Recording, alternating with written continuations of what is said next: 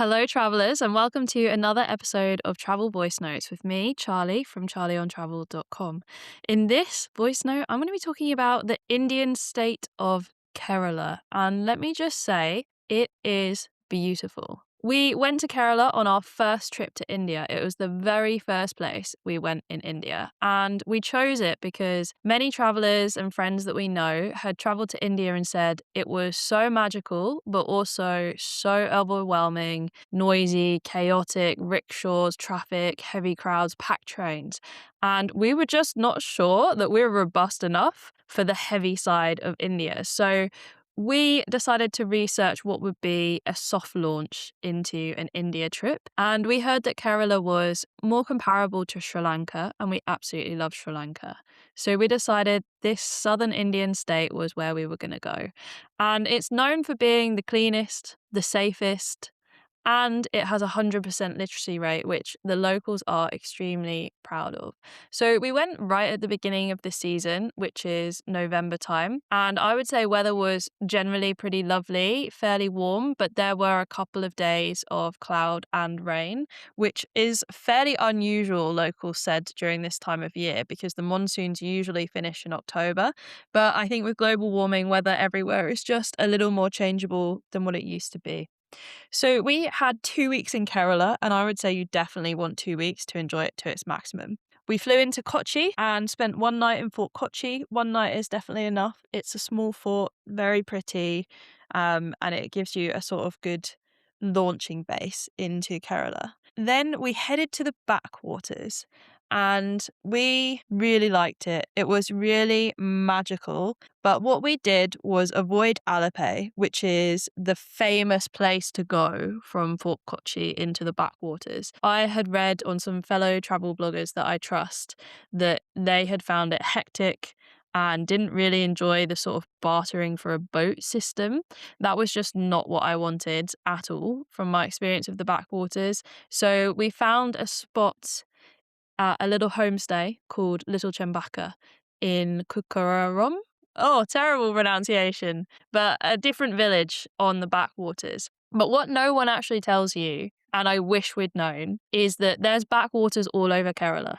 So you don't actually have to go to the backwaters in near Kochi because there's places elsewhere.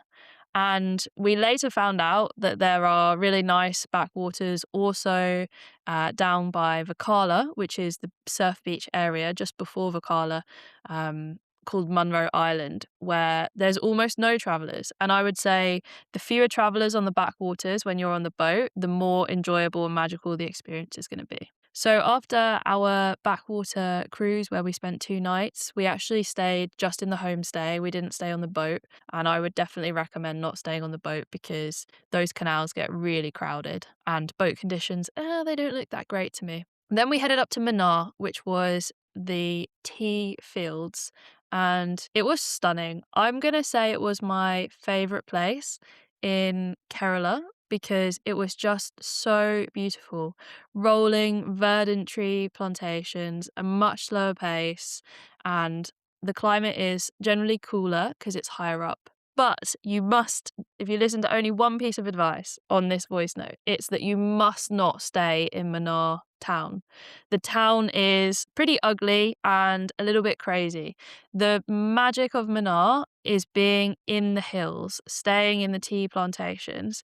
We stayed at the Windermere Estate, and honestly, it is one of the most wonderful places I have ever stayed in my life. The experience was just so magical. I've never said magical so many times in a voice note. It was just so serene, and the service was so incredibly high. There was afternoon tea in a outdoor cabin every day, just home cooked Indian meals. It was lovely.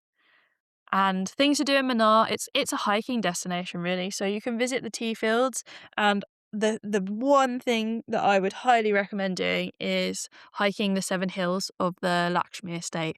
The views are just spectacular.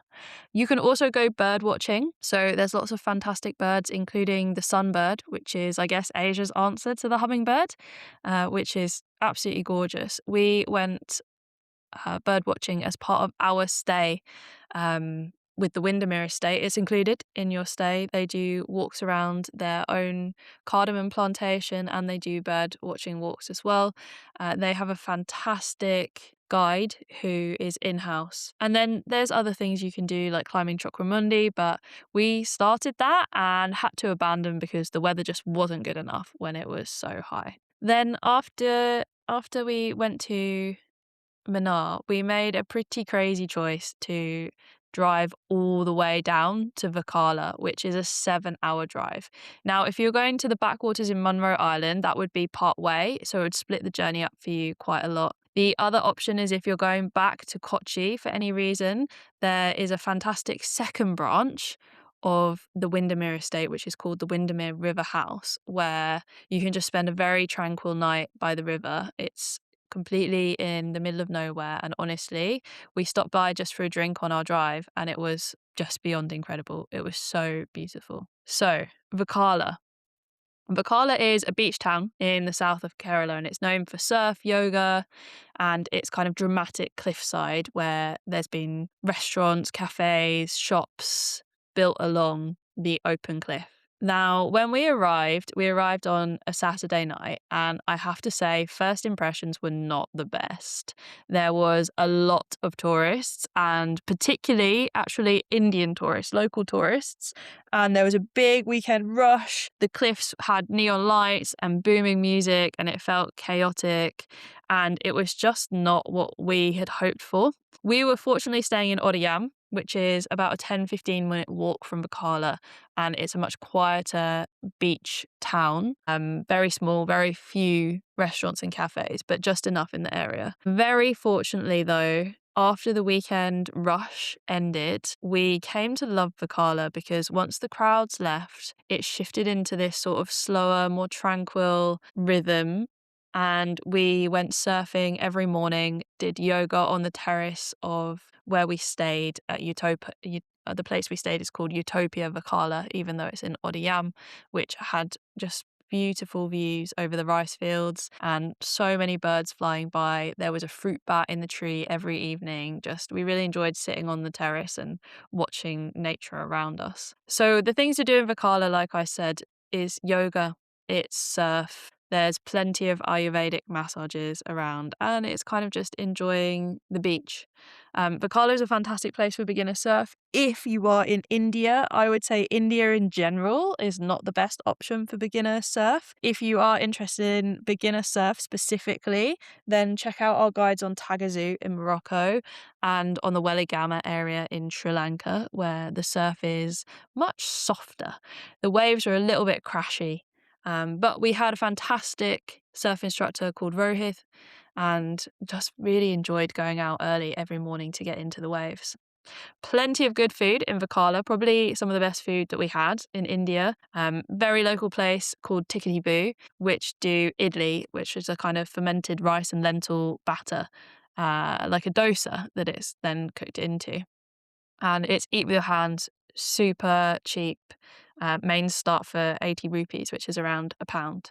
And the other lovely thing about this place is the staff are deaf, and so it's supporting all of those guys in their careers there. And there's lots of other nice coffee places. We particularly liked Cafe Sawa and Coffee at Veda by Alm as well.